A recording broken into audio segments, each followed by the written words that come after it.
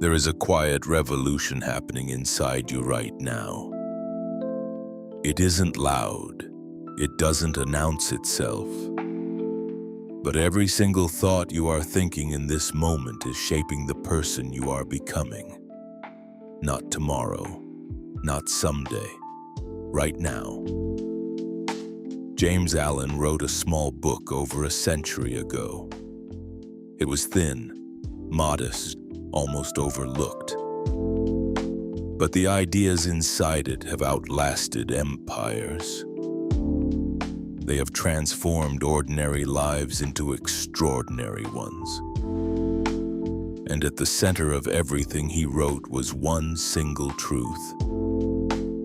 You are not shaped by what happens to you. You are shaped by what you think. That's it. That is the whole idea, but here's something interesting. Most people spend their entire lives believing the opposite. They believe circumstances control them. They believe fate is something that arrives from outside. They wake up, look at their life and say, "This is just how things are," and in doing so, they hand away the most powerful thing they possess, their own mind. So today we're going to walk through the ideas of this extraordinary little book. We're going to take them apart slowly and carefully, and by the end, something inside you will shift. Not because I forced it, but because the truth has a way of doing that on its own. Let's begin. The first idea James Allen offers us is deceptively simple. A man is what he thinks, not what he says, not what he intends, not what he wishes, what he thinks. His character, his habits, his daily reality, they are all the sum of his inner world. Think about that for a moment. If someone were to see inside your mind right now, what would they find? Would they find clarity and purpose? Or would they find doubt, worry, and old resentments playing on repeat? Because whatever is in there, it is building something. Every thought is like a seed dropped into soil. You might not see it growing at first, but given time, every seed becomes what it was always meant to become. A thought of courage, repeated daily, grows into a courageous life. A thought of bitterness, nursed and fed, grows into a bitter existence. This is not metaphor, this is mechanics, and most people don't notice this because the process is slow. It doesn't happen overnight. It happens across days and weeks and years, but it never stops happening. The mind is always working. The mind is always building. The question is, what is yours building right now? Allen uses a beautiful image to describe the human mind. He says, think of it like a garden. And I love this because we all understand gardens. If you plant flowers and tend to them, flowers grow. If you ignore the garden, weeds take over. But here's the part most people miss. The garden never stops growing. Even if you do nothing, something is growing. It's either what you chose or what arrived on its own. And this is the uncomfortable truth. A neglected mind is not a neutral mind. It becomes a mind full of whatever happened to blow in. Fear, comparison, resentment, anxiety. These aren't necessarily things you chose, they're just what grew because nothing better was planted. So tending your mind isn't optional. It's either intentional or accidental. There is no third choice. And here's something interesting. Most people try to change their lives by changing their circumstances. They move to a new city. They change their job. They end a relationship. And sometimes, yes, the external change helps. But if the internal landscape hasn't changed, the same weeds grow back. Different soil, same seeds, because you carry your mind with you everywhere you go. The real work is not rearranging the furniture. The real work is deciding what kind of garden you want to grow, and then doing that work every single day. Now here's where it gets a little uncomfortable. James Allen says this plainly, and I want you to really hear it. Where you are in life is in large part a reflection of where you have been in your thinking. Not entirely, not cruelly, but largely. The thoughts you have consistently held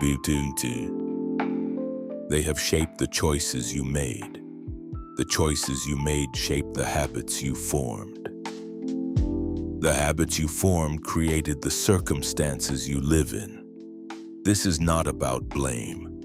This is about understanding, because if your thoughts created your current reality, then a change in thoughts can create a different one. That is not a burden, that is freedom. Let's take a simple example. Imagine two people who both experience the same setback. They both lose a job they valued. The first person thinks, "I knew I wasn't good enough. This always happens to me. I'll probably never find something better." The second person thinks, "This is hard, but maybe it's a door closing so another can open. What can I do next?" Same event, completely different inner response. And here's the thing. Over the next 6 months, those two inner responses will produce two completely different lives. Not because the universe favors one person over the other, but because thought creates action, and action creates reality. This changes everything if you really sit with it. Let's talk about something Allen called the law of cause and effect in the inner world. He believed this law operates just as precisely in the mind as gravity operates in the physical world. You don't get to drop a stone and decide if it falls. Gravity doesn't negotiate. And in the same way, Allen argued, certain thoughts produce certain results. Every single time. Thoughts of fear produce hesitation. Hesitation produces missed opportunity. Missed opportunity reinforces the original belief that things never work out, and the cycle continues. But notice, the cycle started with a thought, not a fact, not a circumstance, a thought. And here's something most people don't notice. We rarely examine where our thoughts come from. We treat them like weather, something that arrives and we simply experience. But thoughts are more like habits than weather. They're learned, they're repeated, they're reinforced, and just like any habit, with awareness and effort, they can be changed. Not quickly, not easily, but truly and permanently.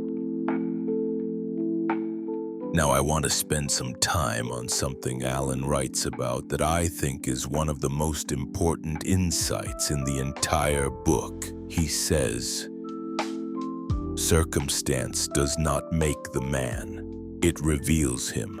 Read that again, slowly. Circumstance does not make you. It reveals you. When life puts pressure on you, it doesn't create who you are. It shows who you already are inside. This is both humbling and empowering. Humbling because it means we can't always blame what happens to us for who we become. Empowering because it means we can prepare. We can develop in advance the kind of inner character that holds steady when pressure comes. Think of it this way. A sculptor doesn't wait for the chisel to decide what shape the stone becomes. The vision exists first. The intention exists first. Then, when the work begins, the form emerges.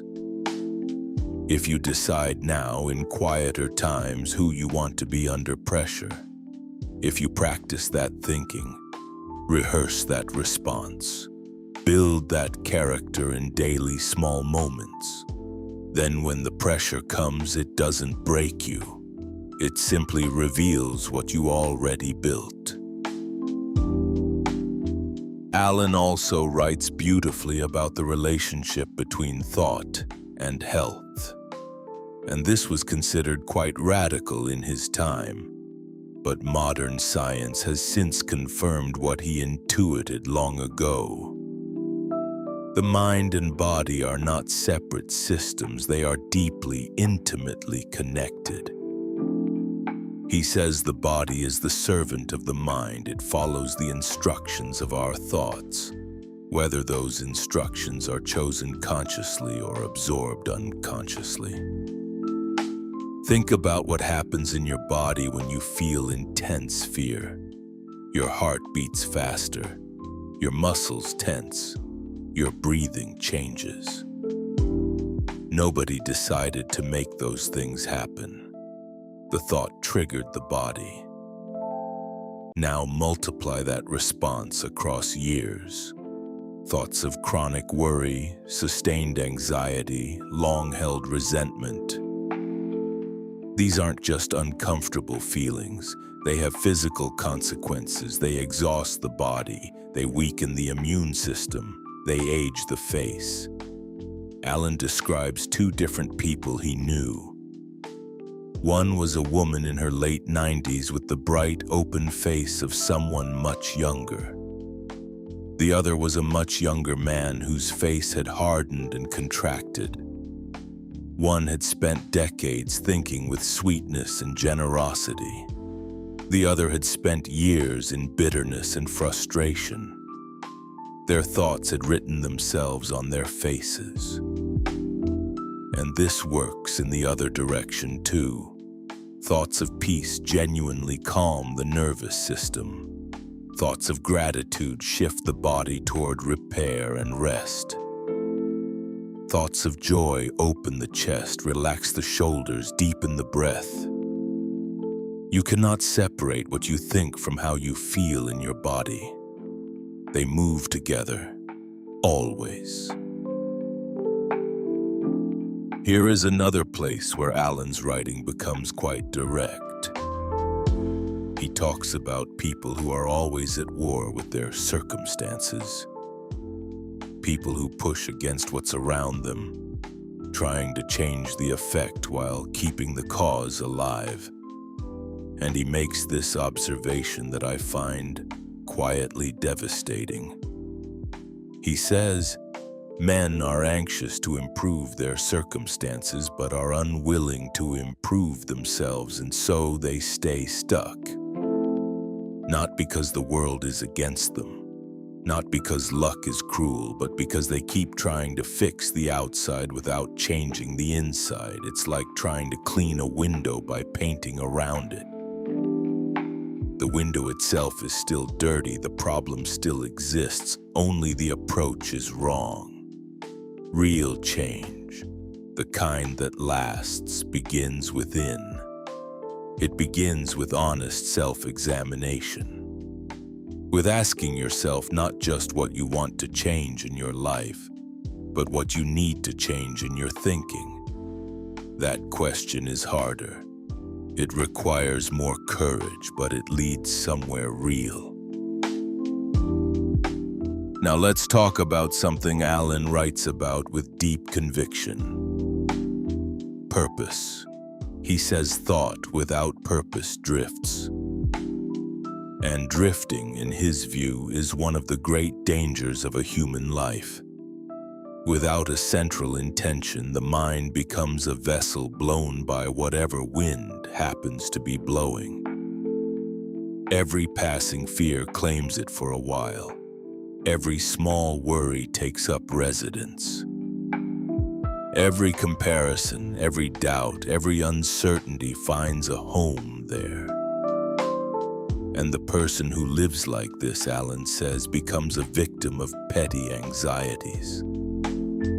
Not because life is particularly cruel to them, but because they have no anchor. There is no clear north to return to. So when the storms come, and they always come, there is nothing to hold steady. Think about what it feels like when you have a clear goal, not a vague wish, not a daydream, a real concrete purpose that matters to you. Doesn't it feel different? Doesn't the day feel different? Minor annoyances lose their power when you have somewhere important to go.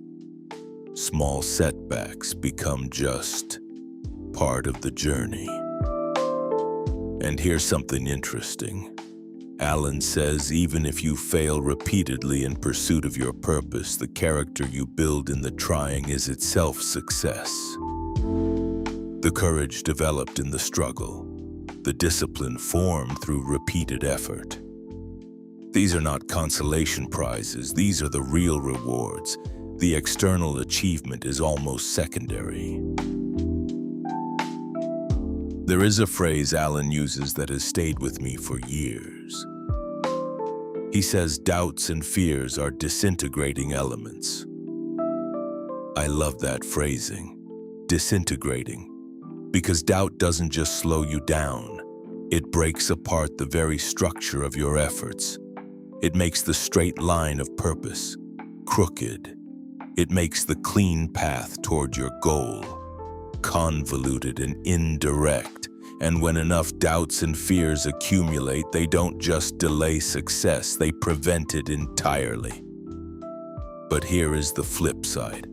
He who has conquered doubt and fear has conquered failure. That's a strong claim.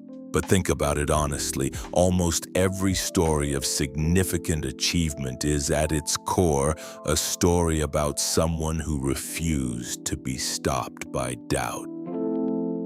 Not someone who never felt it. Not someone who was immune to fear. But someone who felt it fully and kept going anyway. The fear was there. The doubt was there. And the action was there too. And over time, the action becomes stronger than the fear because you build evidence. Every step forward is proof that forward is possible. And that proof begins to outweigh the voice that says it isn't.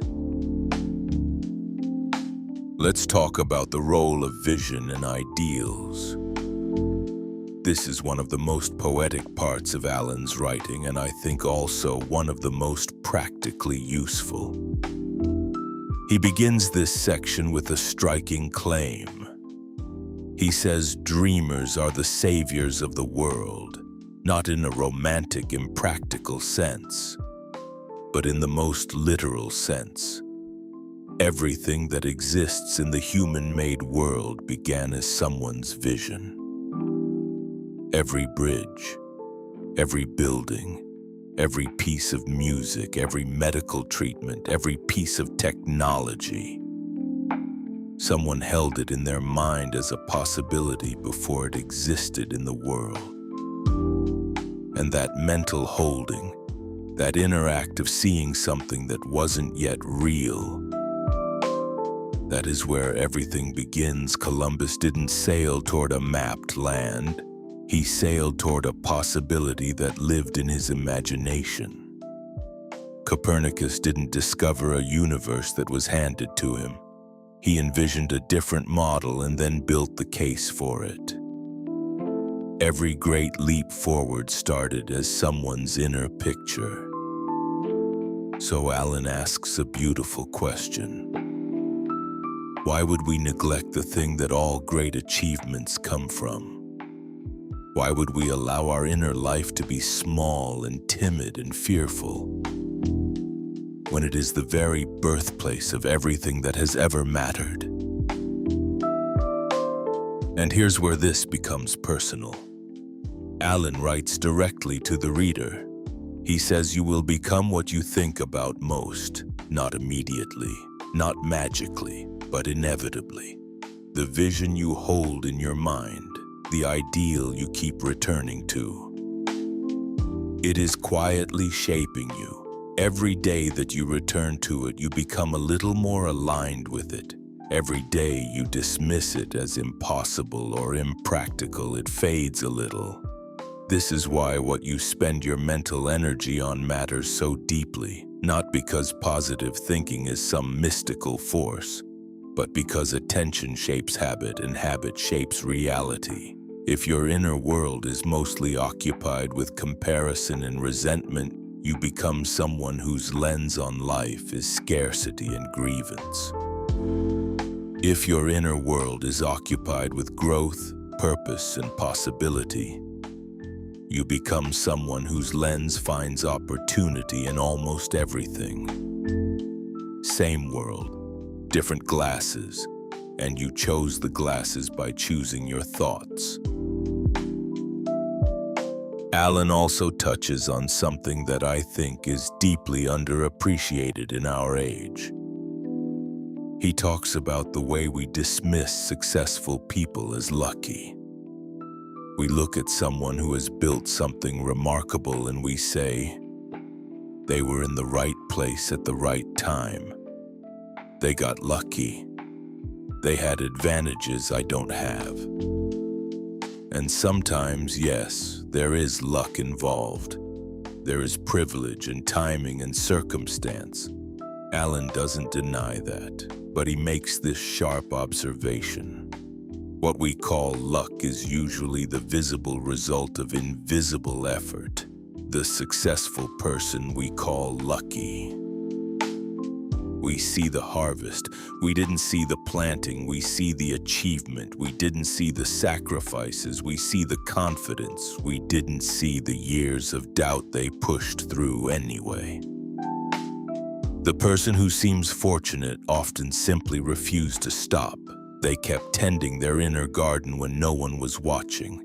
They kept thinking purposefully when results were nowhere in sight. And eventually the harvest came, and from the outside it looked like luck. Now let's turn to a theme that runs quietly through everything Alan writes: the connection between thought and character. He says these are not two separate things. Thought and character are one. Character is thought made permanent. It is the accumulated weight of all your mental habits over time. Think about someone you know who you would describe as generous. They didn't become generous in one moment. They had thousands of generous thoughts. Those thoughts became generous impulses. Those impulses became generous actions. Those actions repeated over years became a generous character. And now it appears effortless. It appears natural. It appears like simply who they are. But it was built, thought by thought, decision by decision, choice by choice. And this means the reverse is also true. The character you admire in others, the qualities you wish you had, they are available to you, not by wishing, not by pretending, but by beginning to think differently. Small shifts, repeated consistently. Over time, those small shifts become who you are. There's a passage in Alan's writing where he addresses suffering directly. He doesn't dismiss it. He doesn't pretend it isn't real, but he offers a different way of understanding it. He says suffering is always the effect of wrong thought in some direction. Now, I want to be careful here because that statement, taken out of context, can sound harsh. It can sound like blame. But Alan's intention is more compassionate than that. He's not saying you deserve to suffer. He's saying suffering is often a signal.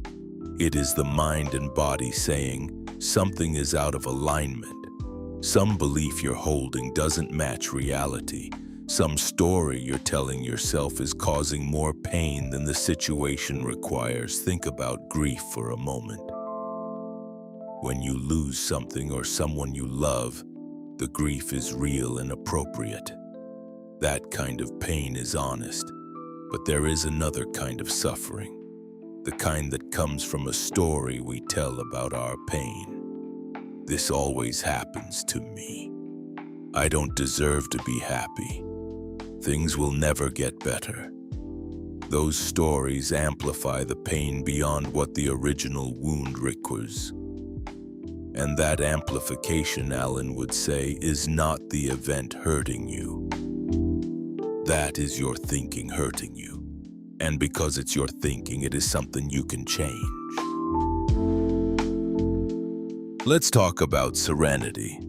Alan saves this for the final section of his book, and I think that's intentional. Because serenity, in his view, is not the starting place. It is the destination. It is what becomes possible after years of doing this inner work. He calls it one of the beautiful jewels of wisdom, and he says it is the result of long and patient effort in self-control. Not suppression, not denial, not pretending things are fine when they aren't. Self-control, in Alan's sense, means choosing your response rather than being captured by it. It means observing your thoughts rather than becoming them. It means having the space between impulse and action. And in that space, making a choice. This is the calmness he describes. Not the calmness of someone with an easy life, but the calmness of someone who has learned to govern their inner world regardless of what the outer world is doing. Think about the people you've met in your life who truly embodied this quality. The ones who are difficult to rattle. The ones who, when crisis arrives, become more steady rather than less. There is something magnetic about that kind of person. People are drawn to them, not because life has been kind to them, often because it hasn't, but they have developed what Alan calls the exquisite poise of character, a rootedness that comes from knowing themselves deeply and trusting what they know. That trust doesn't arrive suddenly, it builds. Every time you choose a deliberate response over a reactive one, it builds. Every time you pause before speaking in anger, it builds. Every time you choose to look for what you can learn, rather than who you can blame, it builds. Small deposits, compound interest. Over years, the account becomes very full. I want to take a moment to talk about something that often gets missed in discussions of this book. Alan is not asking you to be relentlessly positive. He is not telling you to pretend problems don't exist. He is not suggesting that if you just think happy thoughts, life will be perfect. What he is suggesting is something far more nuanced. He is saying that the quality of your inner life determines the quality of your outer experience of that life. Not the circumstances. Your experience of the circumstances. Two people can be in the same situation and have completely different inner experiences of it.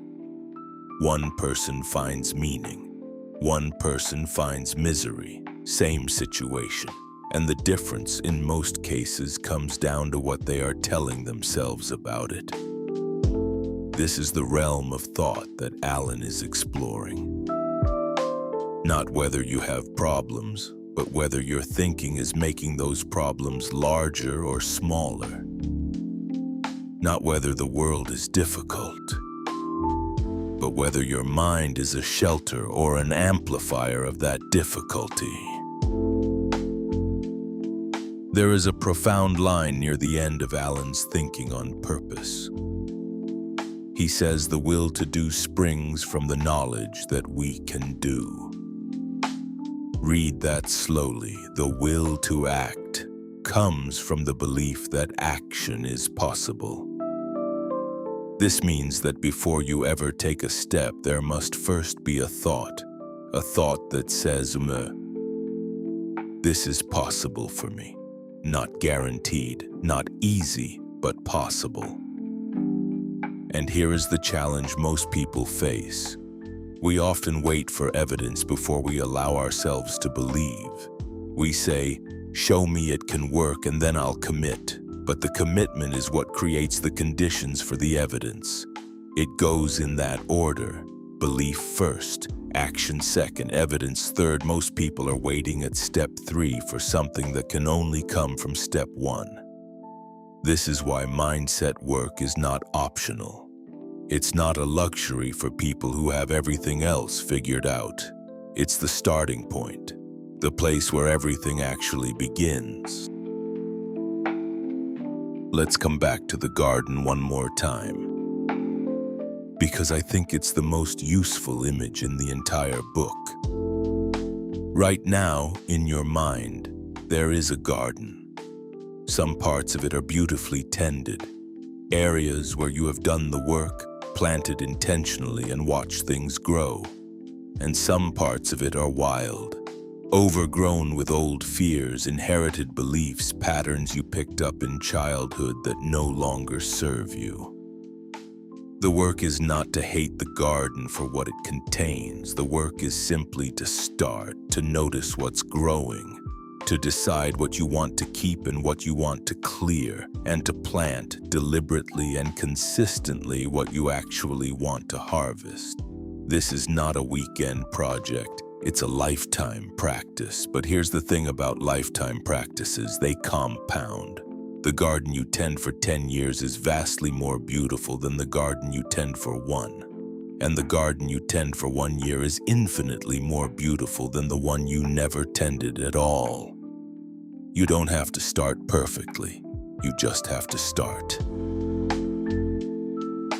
Alan writes something near the end of his reflections on character that I want to leave with you.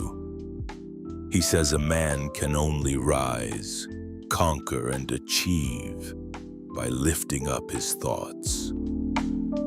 Not by fighting circumstances, not by waiting for conditions to change, not by acquiring something external, by lifting his thoughts upward toward what is noble and possible and good. This is not passive.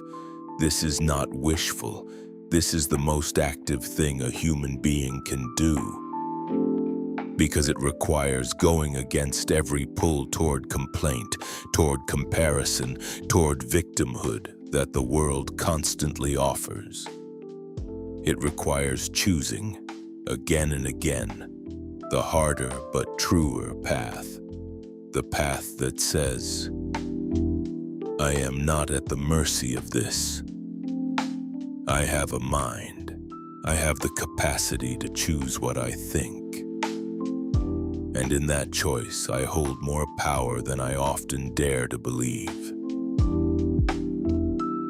Here is how I want to leave you. James Allen wrote this book as what he called suggestive rather than explanatory. He wasn't trying to explain everything.